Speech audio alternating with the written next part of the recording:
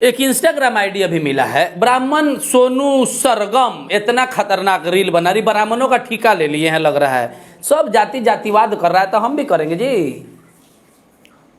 Reel बनाने से जातिवाद? हेलो जी, सोनू संगम ब्राह्मण बोल रहे हैं जी।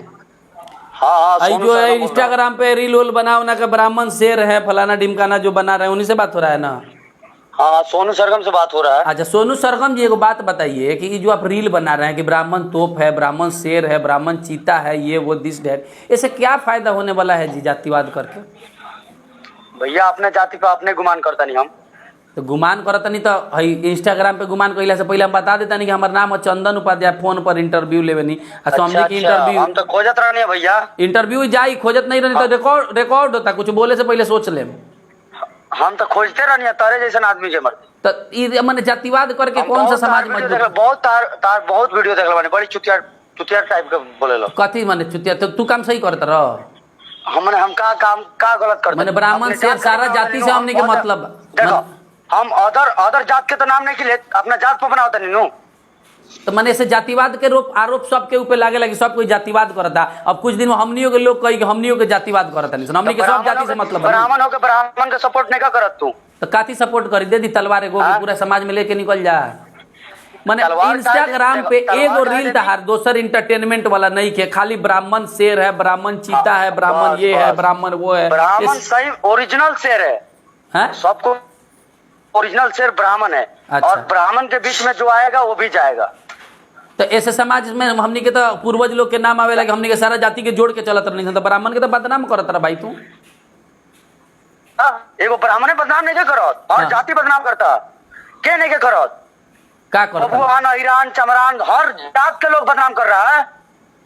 तो इसमें क्या शिकायत है? अपने क्या सबके जौन करी हुए कर, मैंने सबके कपार अपन फोड़ ली तो हमनी को फोड़ ले जाओ। कपार का फोड़े हम दिखाए जहाँ ब्राह्मण में कितना पावर बा। अच्छा मैंने रीलवा बना के पावर दिखावत रह। रीलवा बना के ना ओरिजिनल पावर देखे कोई तो बता भाई। नहीं हमरा पावर नहीं खे देखे के, ये सब करके ये सब हमरा के धमकी मत दो। और बड़का बड़का लोग धमकी देवेला मर दे, भोजपुरी कलाकार लोग एक बार में फोन उठावेला। तारा के फोन ऐसे कहीं नहीं तार इंस्टाग्राम आईडी खोलनी है तो खाली पगड़ी बांध के बार हमनी के तो ऐसा ही समाज पूरा सबसे ऊंचा दर्जा देले बा। तो फिर रील बना के नौटंकी कैला के जरूरत कोनो ना रहल। अच्छा बुद्धि सिखावत अच्छा बुद्धि सिखावत जात भाई। जरा दिक्कत हुई वो हमारा आईडी खोल के देख ली सोनू सरगम से। दिक्कत नहीं के, अरे दिक्कत नहीं के समझावत नहीं कि भाई देखो भैया, हमेशा ब्राह्मण समाज के लिए दहाड़ूंगा और मरते दम तक दहाड़ूंगा। ए जा इंस्टाग्राम पे दहाड़बो, जमीन पे ना दहाड़बो। आमने सामने अगर कोई मिल जाए वो जानो दहाड़ो। हाँ तो ऐसे जाति के हमनी के बदनामी कोनो बहुत बड़का ऊंचा जाति के हमनी के बहुत ऊंचा बने तो हमनी के एकदम बाहुबली ना कहा सन रील बना देला से। ई बुद्धि दे तनी अच्छा समझ लो भैया। अब हम क्या बुद्धि और तू देव? अच्छा माने हमरा से बुद्धि ना चाहिए? माने हम क्या बुद्धि अब तू देव? माने हम जातिवाद अगर करती तो तारा के कहती कि बहुत अच्छा भाई तलवार भांजो, लुकारी भांजो, एकदम ऐसे ही जो नौटंकी करो। ब्राह्मण समाज में ये सब शोभा नहीं के देते। एगो बात जान, शोभा दी शोभा एक में हर की करता तो शोभा देता, अगर हम कर दें तो शोभा ना दी ना। हमनी के जाति पर सब शोभा ना दो, हमनी के सब जाति से मतलब बा।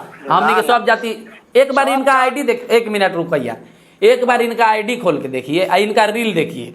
जब हम लोगों को बोलते हैं कि लोग अहिरान स्टार, चमरान स्टार, कुशवाहा, मतलब अलग अलग स्टार का लोग ये बनाता है, तू सही कह तरह बनावे लो, लेकिन हमनी पे शोभा ये सब नहीं कहते, हम कभी ना लिखे नहीं। हाँ बोला बोला बोला बोला का बोला तो हेलो शोभा दी। तो ई जौन रीलवा लोग बनावेला उ सब के लोग बेवकूफ कहेला, पागल होगन सन। एकनी के रील बनेला से जाति मजबूत ना होला। बावन पागल ना, बावन हर जगह दहाड़ेला मदद। ब्राह्मण के ब्राह्मण मदद कहाँ करता है बेरा?